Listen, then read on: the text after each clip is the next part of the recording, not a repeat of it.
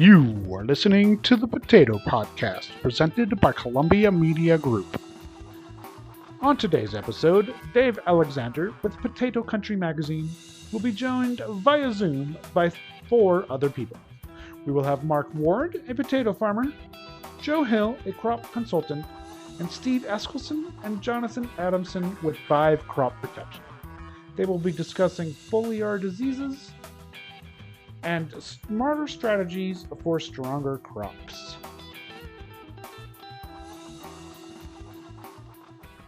This podcast is brought to you by Vive Crop Protection. Vive creates precision chemistry fungicides and insecticides that increase the ease and efficiency of a grower's potato planting operation. Powered by Allosperse delivery technology, Vive optimizes conventional and biological crop inputs for improved product performance from the jug to the field. Vive's precision chemistry solutions allow growers to mix their crop protection seamlessly with liquid fertilizers, micronutrients, and other crop inputs without the hassle of clogged nozzles or lines. Potato growers will get targeted performance and save on time, labor, and resources by getting more done at once. Learn more about Vive's proven potato solutions by visiting vivecrop.com/potatoes or reach out to your local retailer.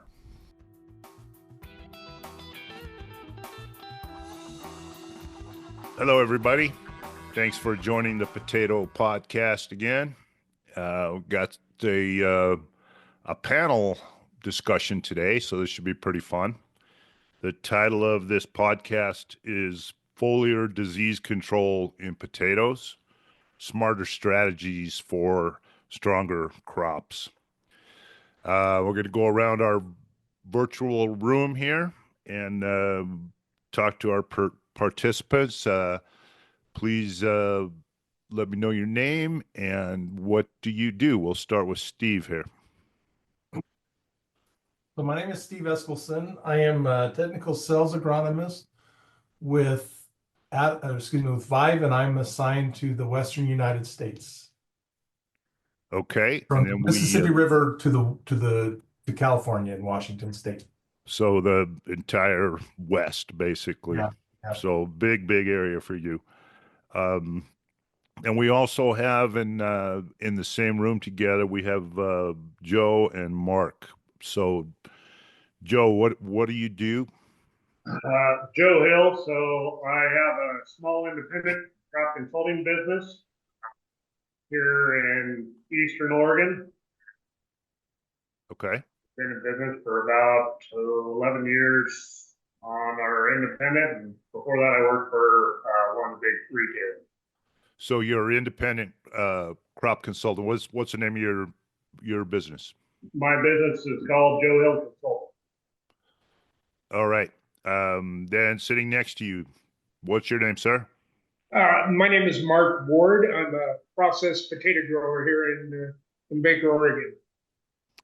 Okay.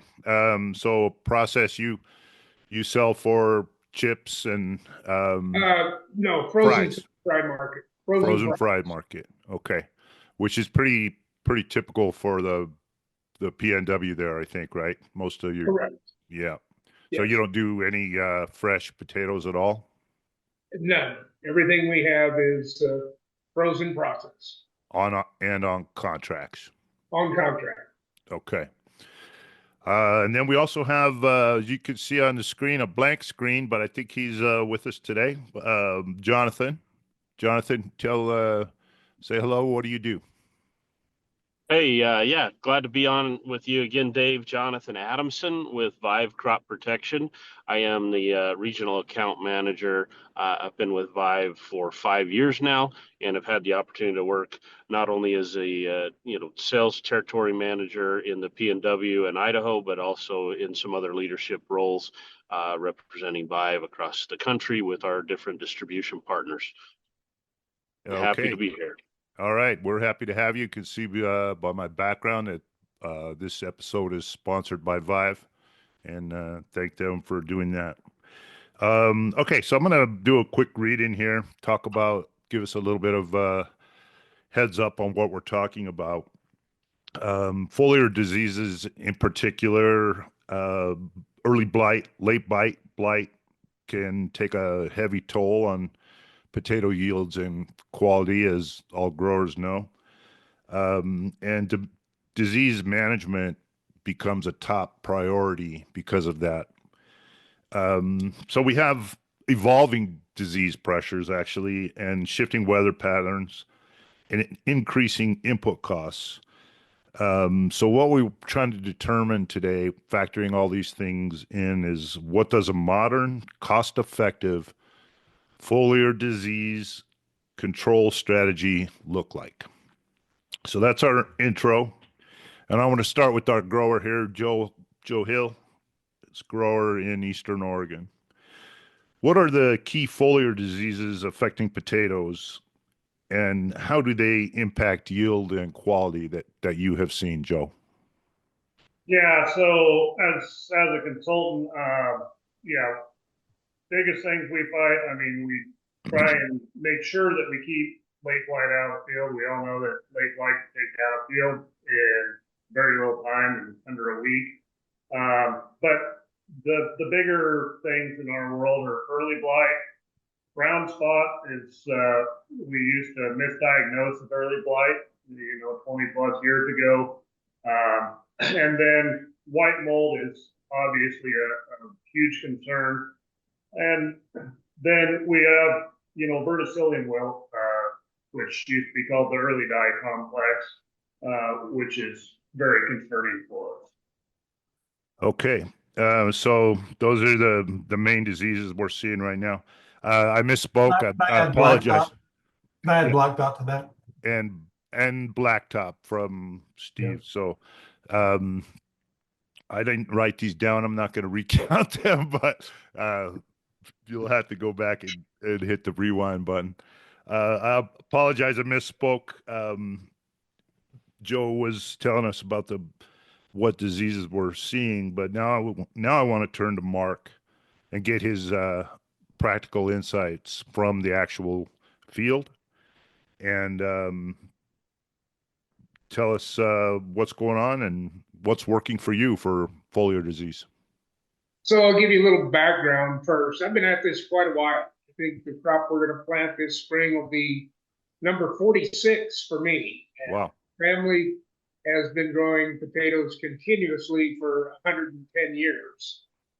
So I think back to the late 90s, that was the first time we really started getting concerned about late blight. We just didn't see it. And we'd see some early blight in certain years, but it's certainly evolved. We weren't putting on the protectants like we are now.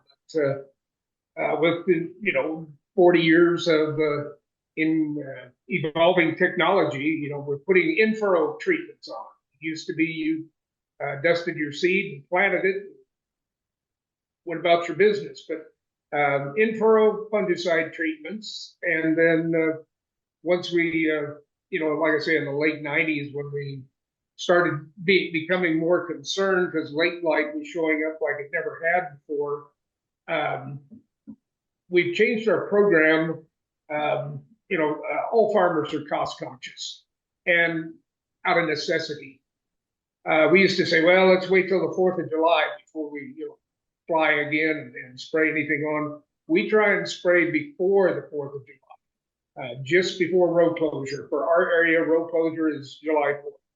So we're trying to get in there while we still got some opening down to the bottom of the canopy. And that's been one major change that we've done, is moving that spray schedule up a week to 10 days. And then we follow up through the growing season, clear to the September, every other week.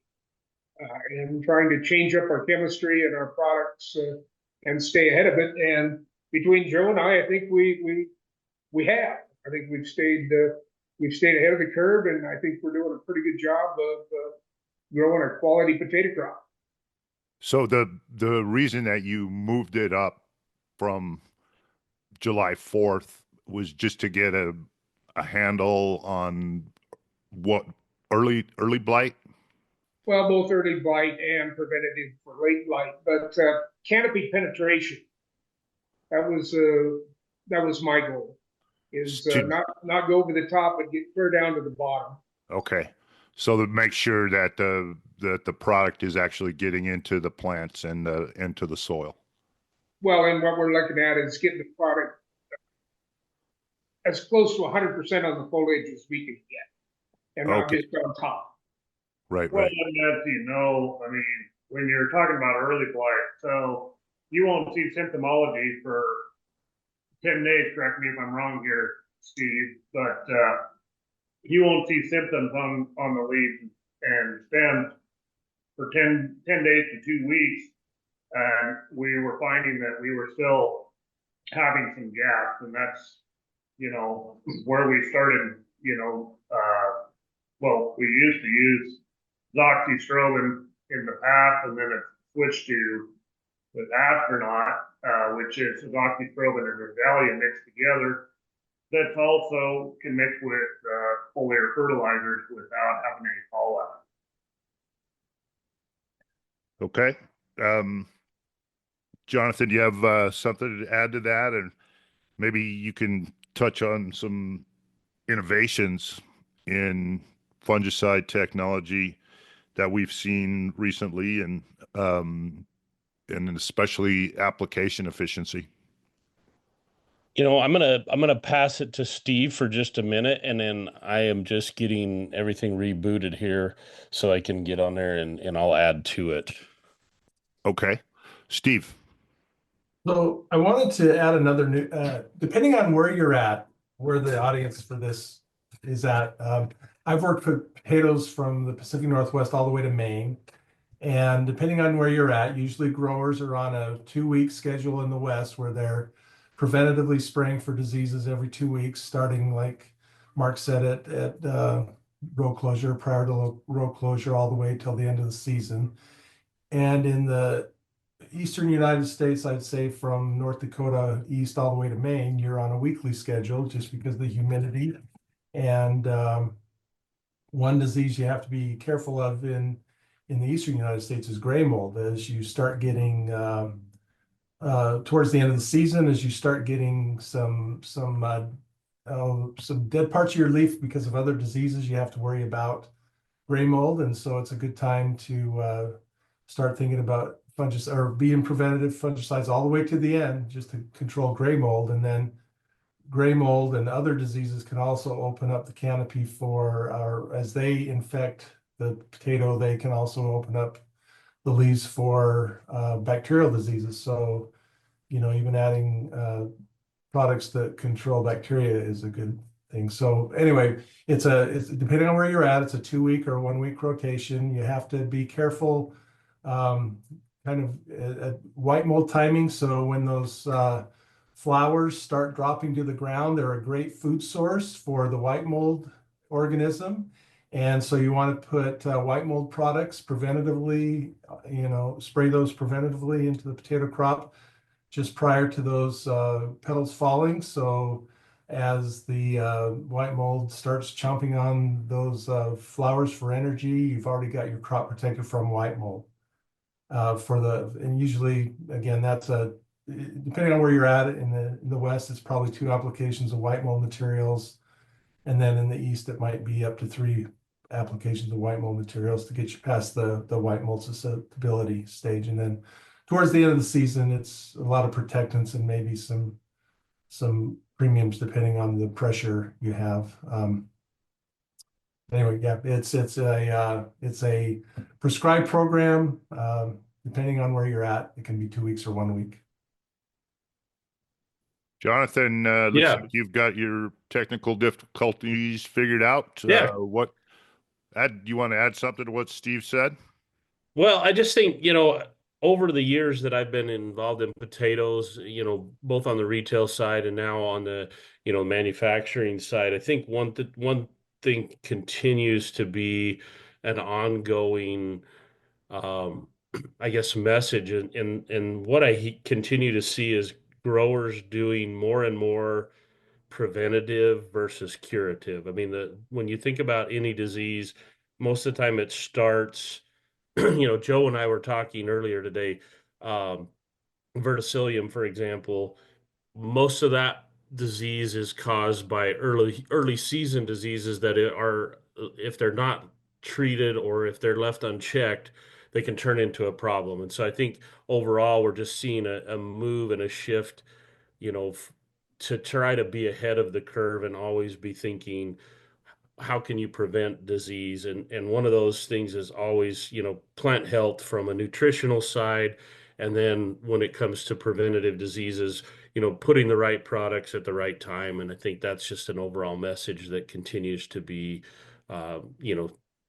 see more and more traction behind it, because an ounce of prevention is worth a pound of cure, right? And that's holds true in the potato industry as well. So I would just add that. So One thing I forgot to mention was that with verticillium wilt is that it is something you, like Jonathan said, you have to start early in the season with some sort of Vapam or something to kind of attack the verticillium in the soil. But during the season, verticillium forms a complex with root lesion nematodes. And so during the season, you think of, okay, what am I doing foliarly? Well, you're applying a nematicide. Usually, a lot of people try Vidate. And nowadays, you can try some abamectin. We have a brand of abamectin called Laverland that you can put in season. Rotate with your Vidate, depending on where you're at. Or it could also be a total Averland if you're in places where you don't need root knot nematode control. So again, it's one of those things with verticillium. You see some flagging in the fields, some early die in the fields because of verticillium, and controlling nematodes during the middle of the season is important to control verticillium along with the early season Vapam or other products. If you don't mind me jumping in there real quick, Rhizoc can be another entry for verticillium, but I agree. Verticillium is a secondary infection. It essentially cannot primarily infect the plant. It has to have a pathway into the plant. It's a soil-borne disease, and so whether it's a nematode or rhizoc or some kind of primary infection is what's required before you can actually see susceptibility, at least in my experience. So, Steve mentioned gray mold, which I don't even think I've heard of that one before. Do you see that where you are, Joe? Yeah, we actually do. I think that we were also misdiagnosing a lot of white mold, and a lot of it is gray mold.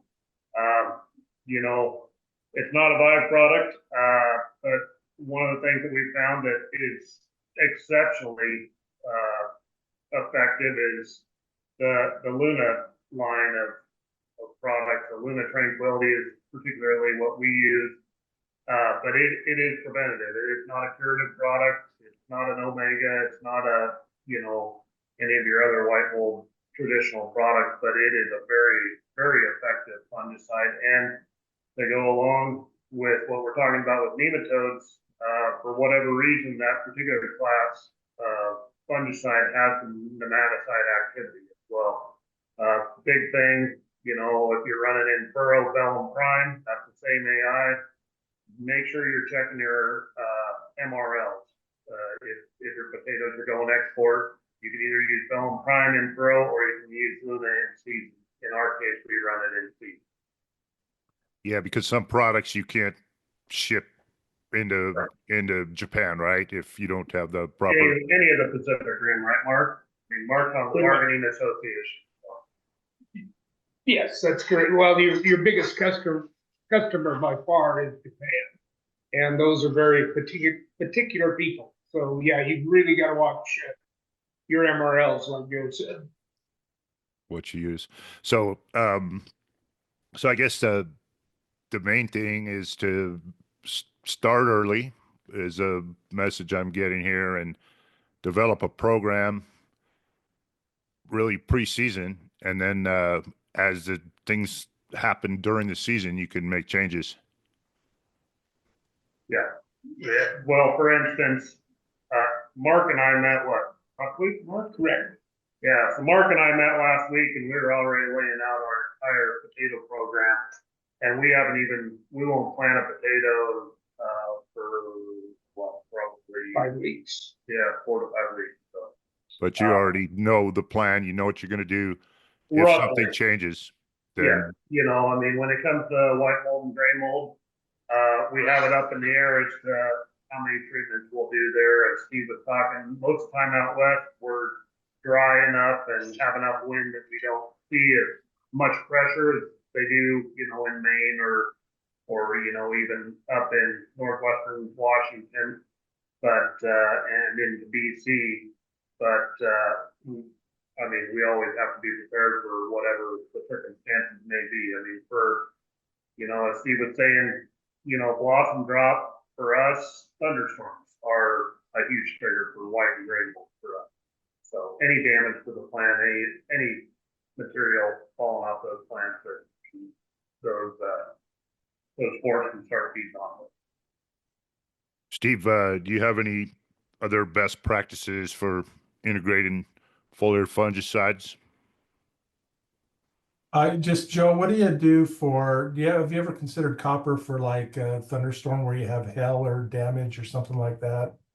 Oh yeah, absolutely. So generally what we try and do when we have a major weather event, we try and get out there with fertility. And like you said, get some copper out there, but also make sure you have a fungicide with it, some type of a white mold material. And we get right on it. I mean, as quick as we can behind those storms. And we're, either getting an airplane in the air or getting a circle chemicating some product on right away. And Okay. you'll see very little yield drag from all that injury if you can get on it right away. But if you don't, you will definitely see some serious effects later too. All right. I think now I want to just kind of go around the room a little bit, talk to everybody. Give us your best tip. Give us one of your tips, whether it's disease related or not, for growers for this coming season. Jonathan, start. Well, I actually was just thinking, so we were just discussing weather-related challenges. And one of the issues that seems to be a common reality, especially in the P&W, maybe not so much outside of the northern potato growers, but is frost. We'll get some late season frost, in June. And I remember back to my days in retail where we would, really recommend putting on some kind of a, maybe a quick little spoon-fed fertility with some azoxystrobin. And what's interesting about that is we actually had an opportunity to kind of test the theory on one of our products called Astronaut, which has azoxystrobin and the Renutria extract, which is a biological extract that really provides an additional plant health benefit above and beyond the azoxystrobin. And we had some seed growers who put Astronaut in furrow at plant, which is highly recommended. And they had a late season frost event. And what was really interesting is those potatoes that were treated with that Astronaut did not see any of the,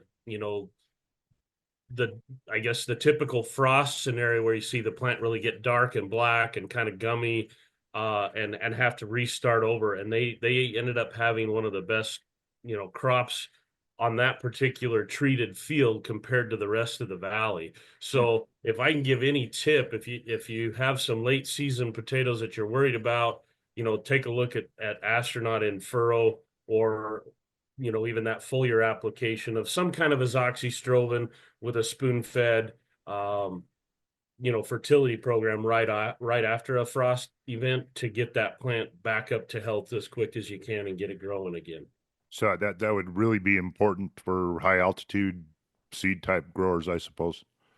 Where I've seen it, in southeast Idaho last year, we had a major frost event. I see it in like the Ashton and Grace valleys, and maybe not so much up in like the Columbia Basin, but any of those pockets. I mean, and it's, I hear a lot about it in North Dakota and some of those growers, Colorado, the San Luis Valley. So I mean, it's pretty common. It's pretty. Mark, I bet you could probably count on a couple hands the years that you haven't got a late season frost. Yeah, Living in we the haven't West. got a frost, yes.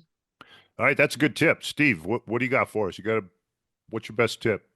Just be mindful that disease control is a season-long progress or process. It starts with how you're treating the seed, what you're putting in furrow, what you're putting foliarly, and think of fungi, think of bacteria.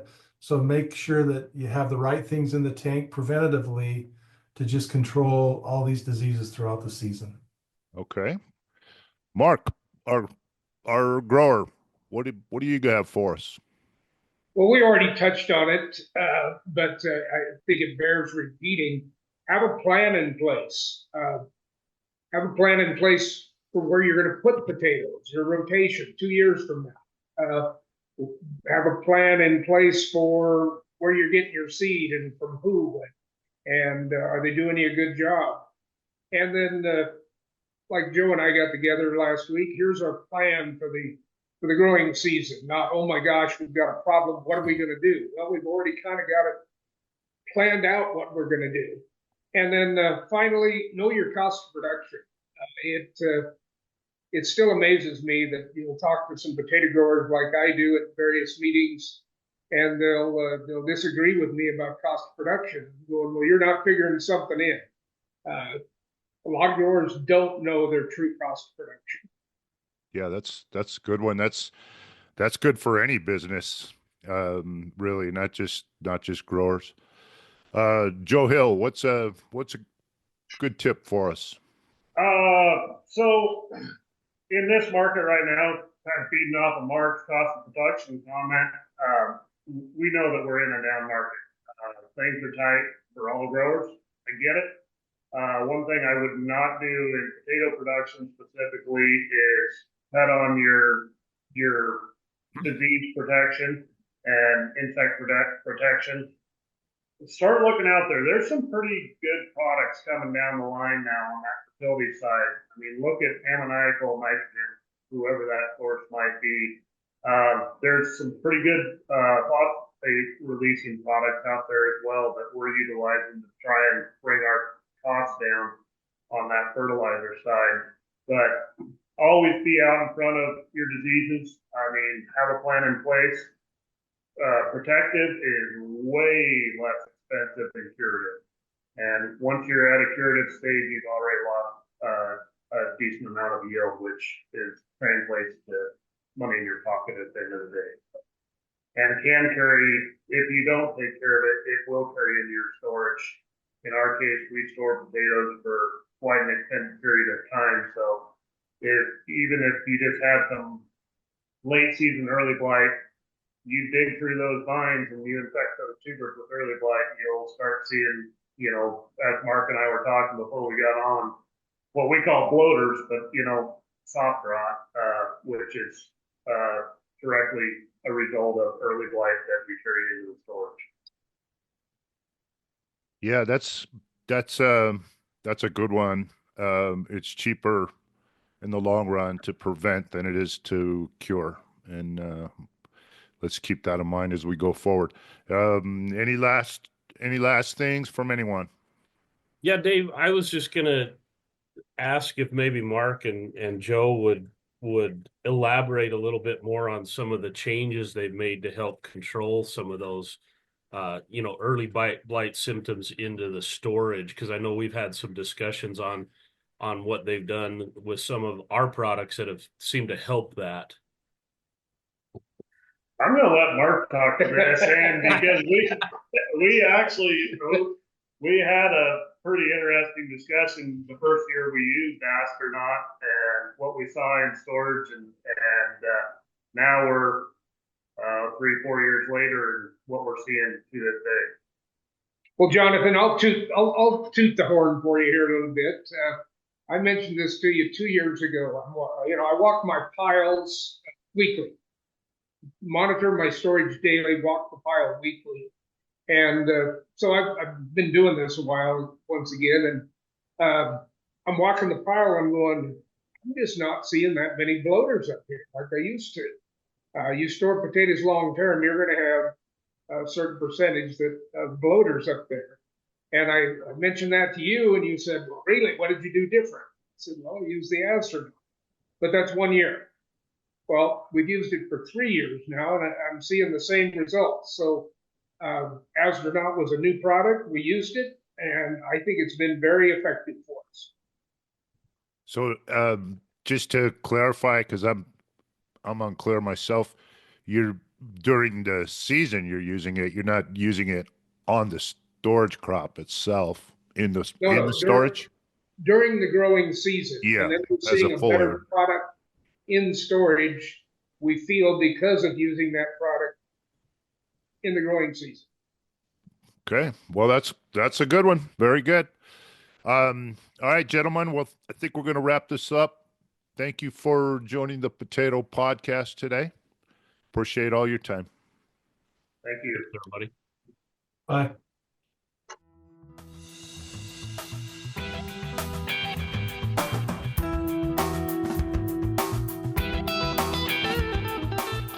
The views and opinions expressed on this podcast are for informational purposes only, and solely those of the podcast participants, contributors, and guests, and do not constitute an endorsement by or necessarily represent the views of Columbia Media Group or its affiliates.